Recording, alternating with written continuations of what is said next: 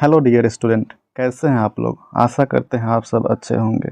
देखिए दोस्तों, हम लोग इस वीडियो में जानेंगे संसाधन के बारे में। ठीक है, संसाधन आप लोगों का क्लास 8 और क्लास 10 दोनों में पढ़ना है। दोनों के फर्स्ट लेसन में ज्योग्राफी में पढ़ना है। तो चलिए वीडियो को शुरू करते हैं और देखते हैं संसाधन क्या है। तो देखिए, संसाधन क्या है तो पृथ्वी पर पाए जाने वाले वे सभी वस्तुएं जो मानवीय आवश्यकताओं की पूर्ति करती है सभी संसाधन कहलाएंगी। जैसे जीव जंतु, मिट्टी, ईंट, लकड़ी। यहाँ पर देखिए दरवाज़ा, मजदूर सभी दिया हुआ है। इसके आगे देखते हैं संसाधन कितने प्रकार के होते हैं। तो देखिए दोस्तों, संसाधन का जो प्रकार है, संसाधन मुख्य रूप से इसमें 3 प्रकार के होंगे। कितने प्रकार के? 3 प्रकार के। देखिए फर्स्ट में पढ़ेंगे प्राकृतिक संसाधन के बारे में।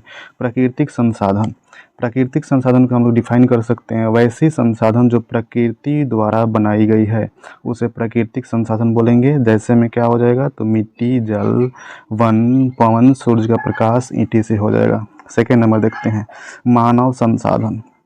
मानव संसाधन ऐसा संसाधन है जो मानव का निर्माण और उपयोग दोनों करता है। ठीक है, देखिए दोस्तों, मानव के पास 2 प्रकार के काम करने की क्षमता होती है, एक मानसिक और एक शारीरिक। दोनों कौशल होती है। ठीक है, तो इस प्रकार से मानव भी एक प्रकार का संसाधन हो जाता है। थर्ड नंबर देखेंगे मानव निर्मित संसाधन के बारे में। मानव निर्मित संसाधन यानी कि वैसी संसाधन जो मानव द्वारा बनाई जाती है उसे मानव निर्मित संसाधन बोलते हैं। इसके आगे देखते हैं प्राकृतिक संसाधन को जो है कुछ भागों में बांटा गया है, तो उसको देखते हैं। देखिए यहाँ पर विकास के आधार पर प्राकृतिक संसाधन को 2 भाग में बांटा गया है, वास्तविक संसाधन और संभाव्य संसाधन। उत्पत्ति के आधार पर 2 भागों में बांटा गया है, जैव संसाधन और अजैव संसाधन। उपलब्धता के आधार पर भी 2 भागों में बांटा गया है, नवीकरणीय संसाधन, अनवीकरणीय संसाधन। वितरण के आधार पर भी 2 भागों में बांटा गया है, सर्वत्र संसाधन और स्थानिक संसाधन। और स्वामित्व के आधार पर 3 भागों में बांटा गया है, निजी संसाधन, राष्ट्रीय संसाधन और अंतर्राष्ट्रीय संसाधन। आगे देखिए इस सब का डिफिनेशन हम लोग लाइन बाय लाइन देखते हैं। फर्स्ट नंबर में क्या है तो फर्स्ट नंबर में है विकास एवं उपयोग की दृष्टि से संसाधन 2 प्रकार के होंगे, वास्तविक संसाधन और संभाव्य संसाधन। वास्तविक संसाधन किसे कहेंगे तो देखिए दोस्तों, वास्तविक संसाधन उन संसाधनों कहेंगे जिनकी कुल मात्रा ज्ञात है तथा इन संसाधनों का उपलब्ध तकनीकी की सहायता से वर्तमान में उपयोग हो रहा है। जैसे पेट्रोलियम, सोना, झारखंड का अभ्रक इत्यादि। यानी कि जिसका उपयोग हम लोग अभी के युग में कर रहे हैं उसे हम लोग बोलेंगे वास्तविक संसाधन। संभाव्य संसाधन के बारे में देखिए, तो संभाव्य संसाधन उसे कहेंगे जिसकी कुल मात्रा ज्ञात नहीं है लेकिन भविष्य में इनका उपयोग की संभावना है, अभी वर्तमान में उपयोग नहीं हो रहा है, तो उसे क्या कहेंगे? संभाव्य संसाधन। ठीक, आगे देखिए इसके बाद देखिए दोस्तों, इसके बाद संसाधन को फिर से 2 भागों में बांटा गया है उत्पत्ति के आधार पर। उत्पत्ति के आधार पर 2 भागों में बांटा गया है, एक जैव संसाधन और दूसरा अजैव संसाधन। जैव संसाधन उसे कहेंगे यानी कि जैव संसाधन के अंतर्गत सभी सजीव आ जाएंगे जो जीवित हैं, जैसे पेड़ पौधे, जीव जंतु etc।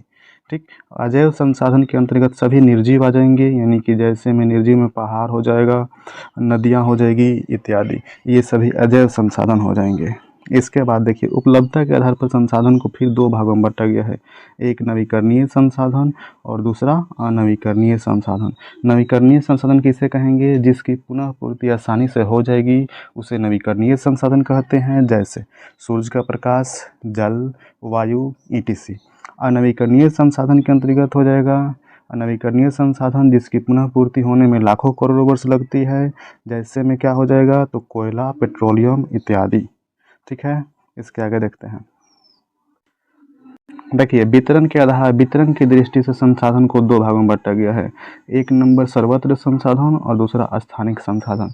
देखिए दोस्तों, सर्वत्र संसाधन किसे कहेंगे तो देखिए सर्वत्र संसाधन जो सभी जगह पे पाया जाता है उसे सर्वत्र संसाधन, जैसे में मिट्टी हो जाएगा, हवा हो जाएगा। दूसरा स्थानिक संसाधन जो होगा ना किसी विशेष क्षेत्र में पाया जाएगा उसे स्थानिक संसाधन कहेंगे। जैसे देखिए यूरेनियम का जादू गोरा हो जाएगा। ठीक है, तो ये स्थानिक संसाधन हो जाते हैं। आगे देखिए स्वामित्व के आधार पर संसाधन को 3 भागों में बांटा गया है, एक निजी संसाधन, दूसरा राष्ट्रीय संसाधन, तीसरा अंतर्राष्ट्रीय संसाधन। देखिए निजी संसाधन यानी कि निजी संसाधन जो किसी निजी व्यक्ति की अपना संपत्ति होगी वो निजी संसाधन के अंतर्गत आ जाएंगे। ठीक है, जैसे में अपना बाइक हो जाएगा, मोबाइल हो जाएगा, ये सब निजी संसाधन है। सेकेंड नंबर में है राष्ट्रीय संसाधन। राष्ट्रीय संसाधन, राष्ट्रीय संसाधन उसे कहेंगे जो हमारे समुद्र तट से 19 किलोमीटर के अंदर पाया जाता है, उसे बोलेंगे हम लोग राष्ट्रीय संसाधन। ठीक है ना दोस्तों। और देखिए उसके बाद है 3 नंबर अंतर्राष्ट्रीय संसाधन। अंतर्राष्ट्रीय संसाधन उसे कहेंगे जो हमारे समुद्री तट रेखा से 200 किलोमीटर के बाद क्षेत्र में पाया जाता है, उसे कहेंगे हम लोग अंतर्राष्ट्रीय संसाधन। देखिए इसके बाद जानते हैं हम लोग प्राकृतिक संसाधनों का जो है, संसाधनों का संरक्षण क्यों ज़रूरी है। देखिए संसाधनों का संरक्षण काफ़ी ज़रूरी है क्योंकि संसाधन के बिना जीवन की कल्पना नहीं की जा सकती है। ठीक है, लेकिन हम लोग जो है, मनुष्य जो है आजकल संसाधनों का एकदम अंधाधुंध उपयोग कर रहा है, जिससे क्या हो रहा है, संसाधन का अविवेकपूर्ण इस्तेमाल के द्वारा संसाधन क्या हो रहा है, लगातार पृथ्वी पे से ख़त्म हो रहा है। इसलिए हम लोग को इसको बचाने की ज़रूरत है। इसका जो है विवेकपूर्ण ढंग से उपयोग करने की ज़रूरत है ताकि आने वाले भविष्य के लिए भी सुरक्षित रह सके। कुछ ऑब्जेक्टिव क्वेश्चन है उसको हम लोग कर लेते हैं। जैसे फर्स्ट में देखिए, इनमें से कौन प्राकृतिक संसाधन है, तो देखिए इसमें से हो जाएगा आप लोग का भूमि। 2 नंबर क्वेश्चन, इनमें से कौन प्राकृतिक संसाधन नहीं है, तो देखिए दोस्तों इसमें हो जाएगा हवाई अड्डा प्राकृतिक संसाधन नहीं है। देखिए थर्ड नंबर क्वेश्चन, केरल में पाया जाने वाला थोरियम किस प्रकार का संसाधन का उदाहरण है, तो ये संभाव्य का हो जाएगा। 4 नंबर क्वेश्चन, संसाधन निर्माण के लिए क्या आवश्यक है, तो इसमें से आप लोग का हो जाएगा तकनीक एवं उपयुक्त सभी हो जाएगा।